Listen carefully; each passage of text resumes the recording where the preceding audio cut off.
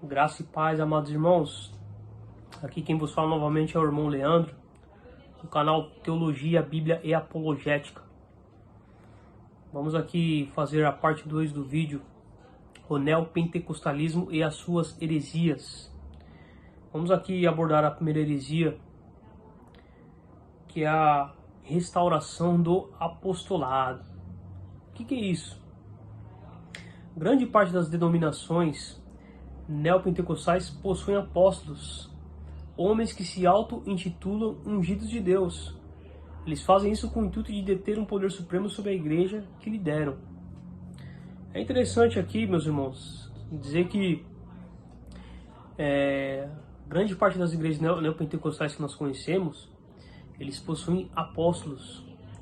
Só que essa ordenação, ela não existe, digamos, amparo bíblico. Aí você fala para mim, não, mas lá em Efésios 4:11, Paulo disse para o povo de Éfeso que Deus deu apóstolos para a igreja. Sim, vamos ver aqui Efésios 4:11, meus irmãos. Paulo aqui nesse capítulo 4, ele está tratando da unidade do corpo de Cristo. E ele diz assim, Efésios capítulo 4, versículo 11. E ele mesmo deu uns para apóstolos, e outros para profetas, e outros para evangelistas, e outros para pastores e doutores. Versículo 12 ele diz, querendo o aperfeiçoamento dos santos, para a obra do ministério, para a edificação do corpo de Cristo. No verso 13 ele diz, até que todos cheguemos à unidade da fé, e ao conhecimento do Filho de Deus, a varão perfeito, à medida da estatura completa de Cristo. Então, se você pegarmos aqui o contexto que Paulo está tratando aqui, nesse capítulo 4 de Efésios, ele está tratando da unidade do corpo de Cristo. E quando ele chega nesse verso 11, ele está tratando da questão da eclesiologia da igreja. Como a igreja deveria funcionar na questão dos dons, e na verdade na questão dos dons ministeriais, né? Aí ele diz aqui no verso 11, e ele mesmo deu uns para apóstolos, e outros para profetas, e outros para evangelistas, e outros para pastores e doutores. Em algumas traduções está pastores e mestres. Mas, meus irmãos, quando eu e você vamos para a história da igreja, o primeiro ponto que eu quero frisar aqui o próprio apóstolo Paulo, ele foi questionado na época por se dizer apóstolo de Cristo. Os próprios apóstolos questionaram a Paulo. Por quê? Porque para ser apóstolo, a primeira coisa teria que ter os apóstolos de Cristo, eles teriam que ter dado testemunho da vida de Cristo, teriam que ter andado com Cristo. E Paulo não andou com Cristo. E o segundo fator aqui que os apóstolos deveriam possuir na época, eles deveriam ter sido os testemunhas da ressurreição de Cristo. E Paulo não foi testemunho da ressurreição de Cristo. Nós vemos lá que em Atos capítulo 9, mostra ali a partir dali a conversão de Paulo, que ele teve um encontro com Cristo, mas ele não foi testemunha ocular da ressurreição de Cristo. Muitos irmãos que ele pregou foram, quando ele alega lá em 1 Coríntios, quando ele diz lá que havia cerca de 500 irmãos que testemunharam a ressurreição de Cristo, mas o próprio Paulo não foi testemunha da ressurreição de Cristo. Então, trazendo para os dias de hoje, nenhuma dessas pessoas que você vê se intitulando apóstolos, eles têm isso no currículo. Eles não andaram com Cristo e eles não foram testemunho da ressurreição de Cristo. Está entendendo? E por que eu digo isso, que isso é uma heresia?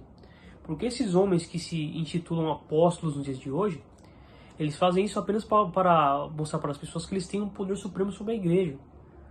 Querendo mostrar, olha, eu tenho um título aqui que é um líder supremo, eu sou um escolhido e ungido de Deus.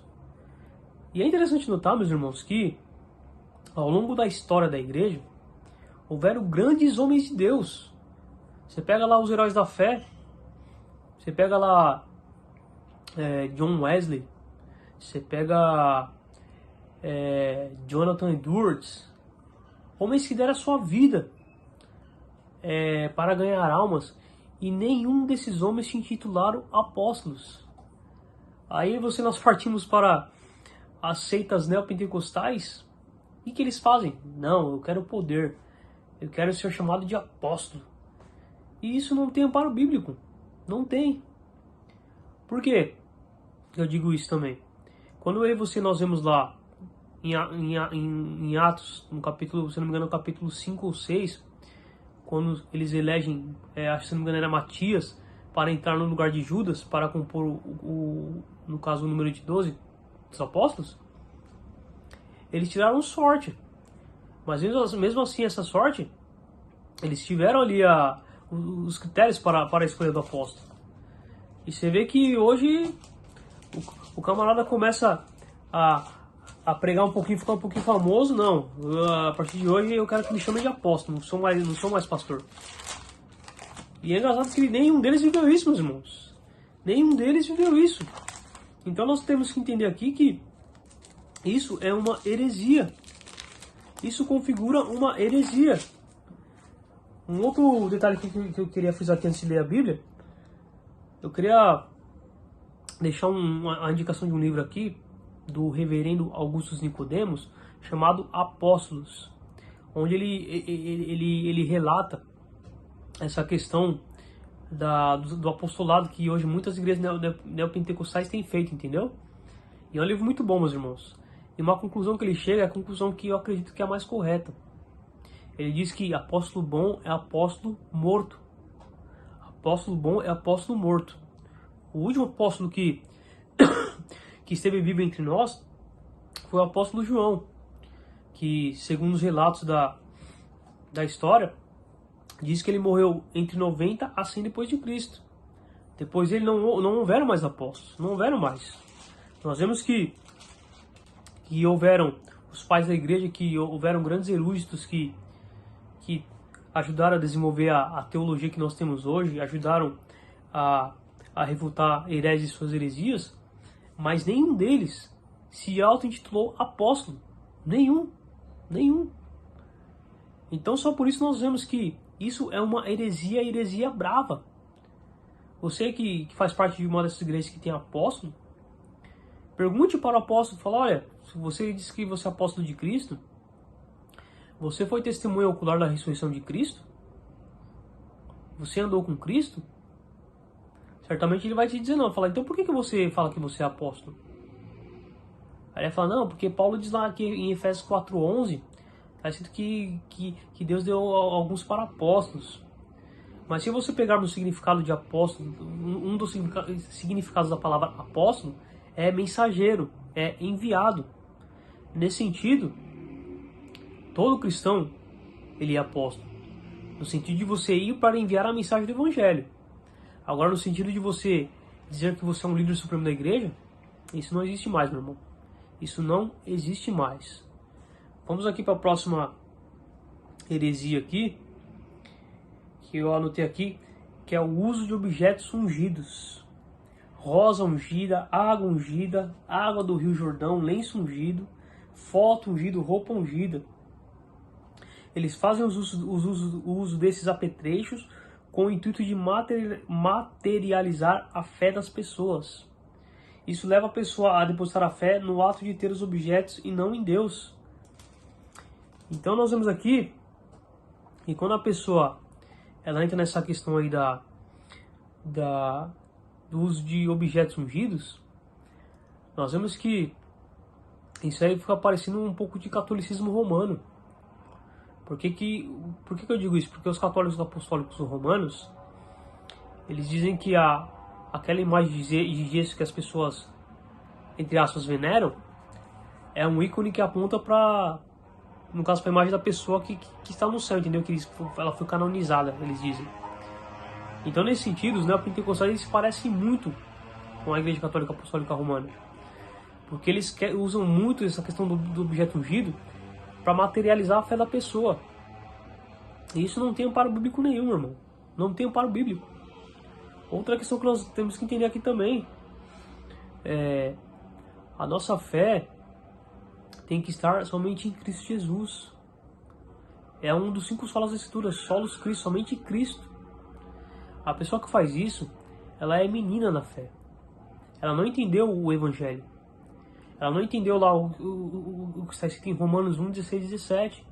Quando Paulo diz lá que ele diz assim, ó, porque eu não me envergonho do evangelho, porque é o poder de Deus para a salvação de todo aquele que crê, primeiro do judeu e depois do grego. Então aqui nós precisamos entender que o evangelho é o poder de Deus para a salvação de todo aquele que crê. Se você crer no evangelho, se você crer que Jesus Cristo morreu dentre os mortos e ressuscitou, você é salvo. Você só precisa crer e confessar com a boca e se arrepender dos seus pecados. É simples, é isso. Deus, ele conhece o meio do seu coração, meu irmão. Você não precisa de objetos ungidos. Você não precisa de algo para materializar a sua fé. Não precisa. E é interessante eu dizer isso também. Por que eu digo isso? Porque nós vemos também uma certa, digamos que já poderíamos entrar aqui em heresia, que é uma certa judaização dessas igrejas. O principal acho aqui que eles refazem a Arca da Aliança. Meu irmão, acho que esses pastores, eles nunca leram um texto de Jeremias, capítulo 3, versículo 16. Olha o que diz aqui, ó. Jeremias, capítulo 3, versículo 16. Quando a gente entra na questão da Arca da Aliança, aí você pode dizer, não, mas na época de Israel, a arca simbolizava a presença de Deus. Ok, ela simbolizava a presença de Deus, mas hoje não há mais necessidade da arca. Por quê? Porque hoje eu e você nós temos o Espírito Santo de Deus em nossas vidas, meus irmãos. O próprio Jesus Cristo nos disse que ele nos enviaria o Consolador, o Espírito Santo de Deus. E ele estaria conosco até a consumação dos séculos. Olha aqui, ó. Em Jeremias 3,16, o que diz? Diz assim, ó. E sucederá que quando vos multiplicardes e frutificardes na terra, naqueles dias, diz o Senhor, nunca mais se dirá, a arca do concerto do Senhor, nem lhes virá o coração, nem dela se lembrarão, nem a visitarão, isso não se fará mais. Então nós vemos aqui que Deus, usando o profeta Jeremias, ele exorta ao povo para que não se faça mais a construção da arca do Senhor. Por quê? Porque hoje nós temos o Espírito Santo de Deus. Está lá em Efésios, a Bíblia diz que quando eu e você nós cremos em Cristo, nós fomos selados com o Espírito Santo de Deus. Então não há mais necessidade de fazer isso. E muitos líderes neopentecostais eles fazem isso apenas com o intuito de chamar mais atenção de quem está visitando a igreja e angariar mais dinheiro. Por quê? Porque infelizmente as pessoas que não têm maturidade na fé, muitas pessoas gostam de coisas místicas, gostam de coisas que ali tem coisa de revelação. Querido, isso é coisa de menino na fé. Não faça isso. Não faça isso. Pelo amor de Deus, não faça isso. Esse é o conselho que eu quero te dar neste vídeo aqui. Vamos aqui para a próxima heresia. Essa é uma heresia específica de uma denominação, que é a Fogueira Santa de Israel. Eu só vendo um link aqui, que eles explicam o que é a Fogueira Santa de Israel. Eu estou aqui no site da Universal. Ele diz assim, ó. A Fogueira Santa do Monte Sinai surgiu para aqueles que creem que nada é impossível, que creem nas promessas de Deus e por isso lutam para serem vencedores deste mundo. A Universal realiza esse propósito especial com o objetivo de fazer as pessoas terem uma transformação em todas as áreas da vida. Após reunirem os pedidos feitos pelo povo, bispos e pastores do mundo todo os levam ao Monte Sinai, um lugar sagrado, onde Deus manifestou o seu poder na vida do povo de Israel. Então os pedidos são queimados, daí o nome de Fogueira Santa, e apresentados a Deus. E assim como no passado Israel alcançou as suas grandes maravilhas, o mesmo tem ocorrido nos dias atuais, na vida de todos os que creem por meio da Fogueira Santa. Esse propósito de fé não se trata de uma mudança ou uma melhora de vida apenas, mas de uma transformação radical em todos os sentidos. Isso porque a pessoa pode chegar aonde jamais imaginou, e alcançar a tão esperada realização dos sonhos por meio da fé, determinação e sacrifício. Aí diz aqui, ó, outro tópico, sacrifício excelente. Durante o período da campanha, quem participa concretiza a fé, aplicando toda a força em oferecer a Deus um excelente sacrifício, tanto espiritual como material, para que da mesma forma haja a manifestação das promessas divinas em sua vida. Aí, meu Deus do céu, olha o que o pessoal diz, meus irmãos. Assim como alguém sacrifica para ser um profissional bem-sucedido, que almeja fazer a diferença em todas as áreas da vida, também deve se sacrificar. A fogueira santa do Monte Sinai é para as pessoas dispostas a fazer o verdadeiro sacrifício, entregando a Deus a vida por inteiro. É uma troca. Deus nos dá a sua plenitude e nós o entregamos tudo o que somos. Em outras palavras, somos o próprio sacrifício. Então você vê aqui, meu irmão. Não sei se vai dar pra você ver aqui, ó. Ó, é o site da Universal, você tá vendo aqui, ó? Site da Igreja Universal do Reino de Deus.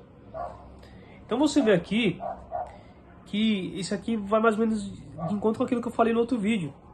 Tá? A barganha com Deus, a barganha é divina. Não, eu vou dar para Deus e Deus fica na obrigação de me abençoar. Você vê que esses homens, quando eles fazem isso, meus irmãos, eles jogam o sacrifício de Jesus Cristo no lixo. É isso que eles fazem. Porque a pessoa que não tem o conhecimento de Deus, o conhecimento da Bíblia, ela entende, não, eu tô me sacrificando para Deus, eu tô dando o meu melhor, Deus ele vai me abençoar, Deus ele vai transformar a minha vida. Nós vemos que isso aqui, meus irmãos, por que esses homens, eles conseguem tanto dinheiro? Eu vou dizer para vocês, sabe por que eles fazem isso? Eles conseguem? Porque 99,9% das pessoas que estão nesse lugar são pessoas que nunca nasceram de novo. São pessoas que nunca tiveram encontro com Cristo Jesus. Por quê? Aí você fala, mas por que você está dizendo isso? Simples. Porque elas estão fazendo isso com o intuito de alcançar coisas aqui na Terra. Elas não estão preocupadas em um dia ir morar com o Senhor Jesus Cristo. Elas estão preocupadas em alcançar bens terrenos, bens materiais. Aí você vamos para a Bíblia novamente. Olha o que Jesus Cristo nos ensina. Lá em Mateus capítulo 6, no Sermão do Monte, olha o que Jesus Cristo nos ensina. Irmãos, é muito forte isso aqui, meus irmãos, porque é lamentável quando eu e você nós vemos isso acontecer, as pessoas elas não conseguem enxergar que estão sendo enganadas, que estão sendo manipuladas por esses lobos vorazes. Em Mateus capítulo 6, Jesus ele diz assim, ó.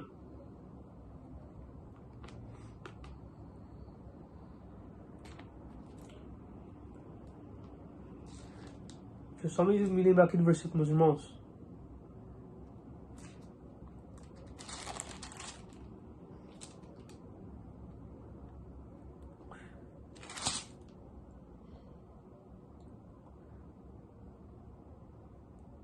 Ele diz assim, ó. Acho que é Mateus capítulo... Aqui, ó.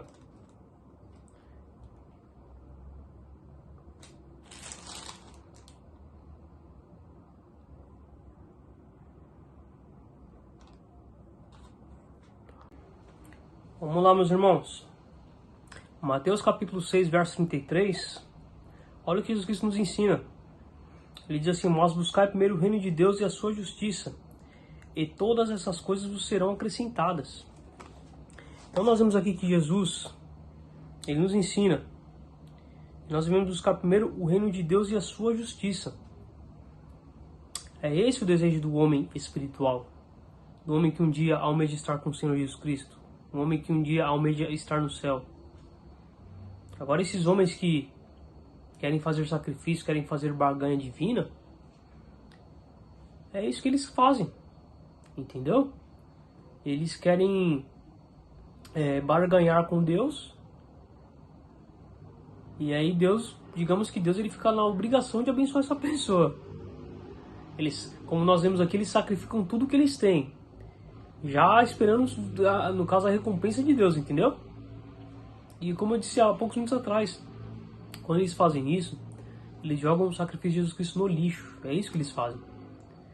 Porque aí eles pensam que pelo fato deles sacrificarem bens materiais, sacrificarem aquilo que eles entendem que é o melhor para Deus, Deus ele vai ficar na obrigação de dar o melhor para eles. Meu irmão, se você faz parte dessa igreja, eu vou dar um conselho, saia de uma dessas igrejas que eu falei. Igrejas que fazem tais práticas. Porque como você está vendo aqui nesse vídeo, isso não tem aprovação de Deus. Isso não tem aprovação do Senhor Jesus Cristo. Isso não tem aprovação. Vamos aqui para a próxima heresia, que é a batalha espiritual. Anotei aqui, ó. São ênfase nas ações de Satanás, como se este tivesse o mesmo poder de Deus. É a tal digamos que eles fazem da dualidade entre o bem e o mal. Não, irmão, nós temos que batalhar, nós temos que vigiar para acabar com a ação de Satanás. Não que nós não no âmbito espiritual nós não temos que vigiar. A questão é que nessas igrejas eles colocam as ações de Satanás como se Satanás tivesse o mesmo poder de Deus, e ele não tem. Satanás ele só vai até onde Deus permite que ele vá. Entenda isso, você que me assiste. Satanás ele foi uma criatura criada pelo próprio Deus. Ele é um anjo caído. Na verdade, Satanás e os demônios, Satanás seria o maioral, os demônios.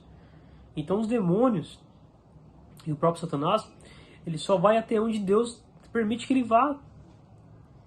Você vê lá, quando você vai lá no livro de Jó, no capítulo 1, quando Satanás se apresenta perante o Senhor, que o próprio Deus dá testemunho da vida de Jó, você vê que Deus falou, olha, você pode tocar na vida, Deus falou para Satanás, você pode tocar nos filhos, pode tocar na casa, tocar nos bens, porém poupe-lhe a vida. E você vê que Satanás ele não matou a Jó. Por quê? Porque ele só pode ir até onde Deus determina. Eu não estou aqui dizendo que Satanás e os demônios eles não têm poder, não é isso que eu estou dizendo. O que eu estou enfatizando aqui é que nessas igrejas, nessas seitas neopentecostais, há uma certa dualidade entre o bem e o mal. Eles colocam Satanás e os anjos caídos como se eles tivessem o mesmo poder, a mesma autoridade que Deus e Cristo Jesus têm, sendo que isso é uma mentira. Nós vemos nos próprios relatos dos evangelhos, os demônios se submetendo à ordem de Jesus. Quando a gente vê aquele episódio lá que Jesus ele expulsa aquela legião de demônios, eles entram nos porcos e vão lá cair esqueci o nome do lugar que a Bíblia nos relata. Mas eles caem lá do lugar bem alto e caem no mar. E você vê que eles pedem para que Jesus, Senhor, o Senhor permita que nós entremos naqueles porcos. E Jesus vai lá e permite isso. Então isso é a heresia que não tem cabimento nenhum. Essa dualidade do bem e do mal, essa questão da batalha espiritual. Querido, a própria Bíblia nos ensina, o apóstolo João nos ensina lá em 1 João, ele diz que maior é o que está conosco do que aquele que está no mundo. Então maior é Deus que está conosco. Esse Deus que nós servimos é o Criador dos céus e da terra e de tudo que nossos olhos podem contemplar, meu irmão. Deus, ele é o Todo-Poderoso, Deus, ele é soberano. Todas as coisas que estão nesse mundo estão sob o poder de Deus, estão sob a regência do Senhor. Até mesmo Satanás e os demônios, os anjos caídos. Eles só podem ir até onde Deus permite que eles vá. Entenda isso. Não existe batalha espiritual, não existe isso. Paulo diz lá que a nossa luta não é contra a carne e contra o sangue, mas sim contra os principados e potestades. Mas Paulo ali está dizendo no sentido de que você, cada dia, nós temos que lutar contra os nossos pecados, lutar contra as coisas que nos afastam de Deus. É nesse sentido que Paulo está ali ensinando a igreja de Éfeso. Está entendendo? Não existe essa dualidade do bem e do mal, não existe isso. Por quê? Porque Deus, ele é soberano. Todas as coisas estão sob o poder dele. Não há nada que fuja do controle de Deus. Nada. Nada está fora do controle do Senhor. Até mesmo quando você passamos por provações, por dificuldades, passamos por tribulações. Tudo isso está sob o controle do Deus Todo-Poderoso que você servimos. Vamos para a próxima heresia aqui. A heresia do super crente. O que é isso? Se você é crente, não pode ficar doente, desempregado, ter problemas familiares, ter problemas no casamento, ou seja, a pessoa ela tem a obrigação de ser bem-sucedida em tudo. Quando você vê esses vídeos, meus irmãos, que passam na televisão, você vê que todos os testemunhos que as pessoas dão, não, que quando eu cheguei aqui nessa denominação, eu não tinha nada, eu era pobre, eu era isso e aquilo, hoje eu tenho tantos bens, eu tenho isso e aquilo. Eu nunca ouvi nesse testemunho, meus irmãos, a pessoa falando, não, quando eu cheguei aqui eu era um pecador miserável, quando eu cheguei aqui eu era um depravado, e hoje, pela graça de Deus, pela misericórdia, hoje eu sou uma pessoa que a cada dia estou crescendo em santificação, hoje eu busco agradar a Deus. Você não ouve isso deles. Você vê que o intuito de todas essas pessoas é sempre na questão do bem material. E aí quando eu entro nessa questão que eu disse aqui, você vê que muitos deles que não têm conhecimento bíblico, quando a pessoa passa por um problema familiar, passa por uma situação de desemprego, uma situação de enfermidade, a melhor coisa que eles falam, não, você está em pecado. O crente não pode ter isso, não, você está em pecado. Querido, isso não tem amparo bíblico. Jesus nos ensinou lá em João capítulo 16, que nós teríamos aflições deste mundo, mas era para nós ter bom ânimo. Por quê? Porque Jesus já venceu o mundo. Essa é a vitória que você temos. O Jesus que você servimos, ele venceu o mundo. Ele venceu esse sistema mundano. Ele conseguiu trazer justificação para mim e para você. Essa é a vitória. Mas Jesus, em nenhum momento, Jesus falou que nós teríamos vida fácil. Em nenhum momento, Jesus nos ensinou que você não iríamos passar por dificuldade. Em nenhum momento, Jesus ensinou isso para os seus servos, para os seus discípulos. E você vê em muitas igrejas neopentecostais sendo ensinado isso. Sendo que você tem que ser um super crente, que você não pode passar por dificuldades financeiras, dizendo que você não pode ter depressão. Eles não entendem que todo ser humano está sujeito às intempéries da vida, às vicissitudes da vida. Eles não entendem isso. A promessa que Jesus Cristo nos fez, meus irmãos, está lá em 1 João 2,25. Ele diz assim, ó, e esta é a promessa que ele nos fez, a vida eterna. Vamos aqui para a próxima, que é a teologia da prosperidade. Forte ênfase na pregação antropocêntrica e na vida bem-sucedida financeiramente. Você vê, meus irmãos, que nessas igrejas, o que há de campanhas para arrecadar dinheiro, não, contribua com... Na igreja daquele senhor Valdemiro Santiago, uma vez ele estava pedindo trízimo, ele estava pedindo 30% do salário das pessoas. Meus irmãos, isso não tem amparo bíblico nenhum, pelo amor de Deus. E o pior, as pregações são sempre no intuito de Deus vai te dar, Deus vai fazer, você é bem-aventurado. Aliás, nós somos bem-aventurados, mas é no sentido de que, não, você merece, você vai prosperar, você vai progredir na vida, você não vai ser mais cauda, você vai ser cabeça. Meu querido, isso não tem amparo bíblico nenhum. Eu não estou dizendo aqui que nós como cristãos, nós não temos que ter sonhos, nós não temos que ter méritos, nós não temos que buscar satisfação pessoal. Mas a Bíblia nos ensina, lá em 1 Timóteo capítulo 6, se eu não me engano, ele diz assim, ó, o amor ao dinheiro é a raiz de todos os males. Então o que acontece? Esses homens que fazem isso, eles procuram sempre fazer com que as pessoas deem mais e mais dinheiro. Eles estimulam a pessoa a querer ganhar mais e mais dinheiro. Eles não estimulam a pessoa a ter uma vida mais piedosa, a pessoa a amar mais o seu próximo, a pessoa a buscar mais o conhecimento bíblico. Eles não estimulam isso. É sempre a ênfase na questão do que? Não, você vai conseguir, você vai prosperar, você vai ser aquilo. Como eu disse aqui, é a teologia da prosperidade. É a teologia de que tudo vai ter que dar certo para você, que você, como você é filho de Deus, você não pode passar por dificuldades. E detalhe, além de tudo, o crente tem que ter isso aqui, ó. Eu fico pensando se um dia um profeta Jeremias da vida entrasse nessas igrejas, um outro profeta que eu esqueci o nome, que era o profeta Amós, que ele era colhedor de sicômoro, se eu não me engano, pessoa simples.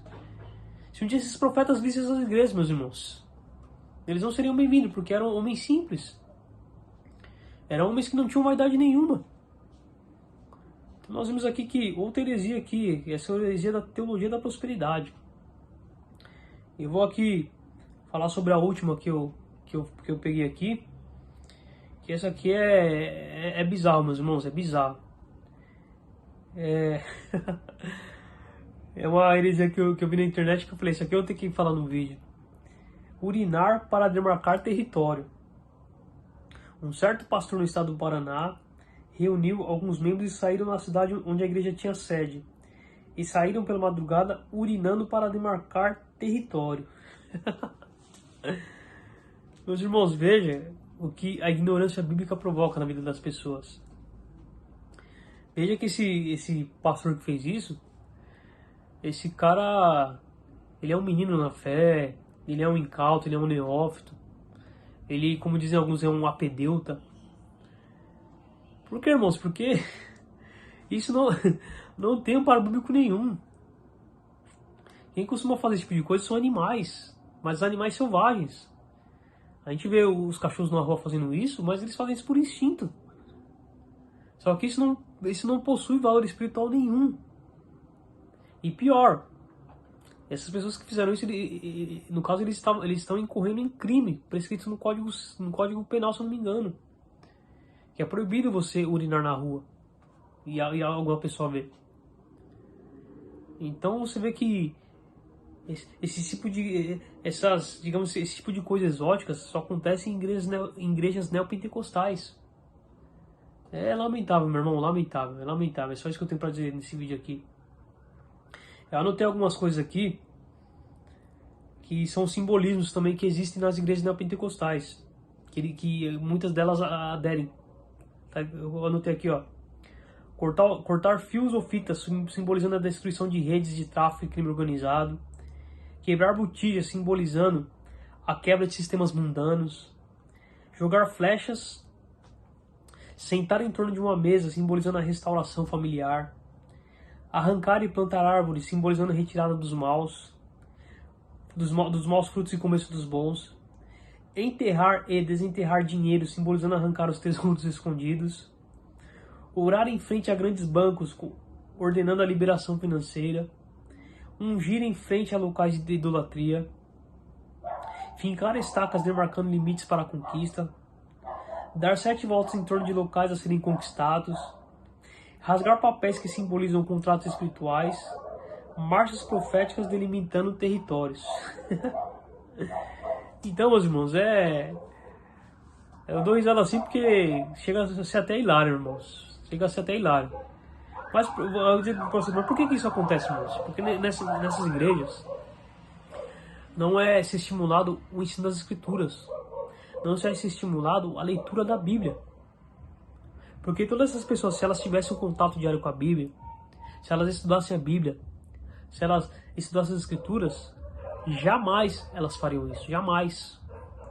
Mas pelo fato delas apenas absorverem aquilo que é falado, elas acabam sendo presa fácil desses homens gananciosos, desses lobos devoradores. Aí eu até anotei aqui, ó, para terminar aqui, ó. Esse é o retrato da igreja onde a Bíblia não é ensinada e levada a séria, onde as revelações e visões e o discurso oral dos púlpitos têm mais valor que as sagradas escrituras. Então é isso, meus irmãos. Esse é o retrato de uma igreja que a escritura não é levada e ensinada a sério, e onde as revelações e as supostas visões desses homens, ela tem mais valor do que a Bíblia Sagrada. Então, se você chegou até o final do vídeo aqui, eu te agradeço. Aos meus amigos do Facebook que têm compartilhado, eu também agradeço. Muito obrigado aí pela força que vocês têm dado. E é isso, meus irmãos. Vamos, como diz o pastor, o apologeta João Flávio Martinez, vamos fazer pela verdade o que os hereges e as seitas fazem pela mentira. E vamos, mais uma vez, batalhar pela fé que de uma vez por todas foi dada aos santos. Eu espero que esse conteúdo venha ter te abençoado, venha ter esclarecido você. E que Deus abençoe a você, abençoe a sua família. E eu peço que você possa orar pela nossa vida, para que Deus possa nos dar mais graça, mais conhecimento, para que nós possamos juntos crescer na graça e no conhecimento do nosso Senhor e Salvador Jesus Cristo. Fiquem na paz, Senhor. Deus abençoe a todos. Amém.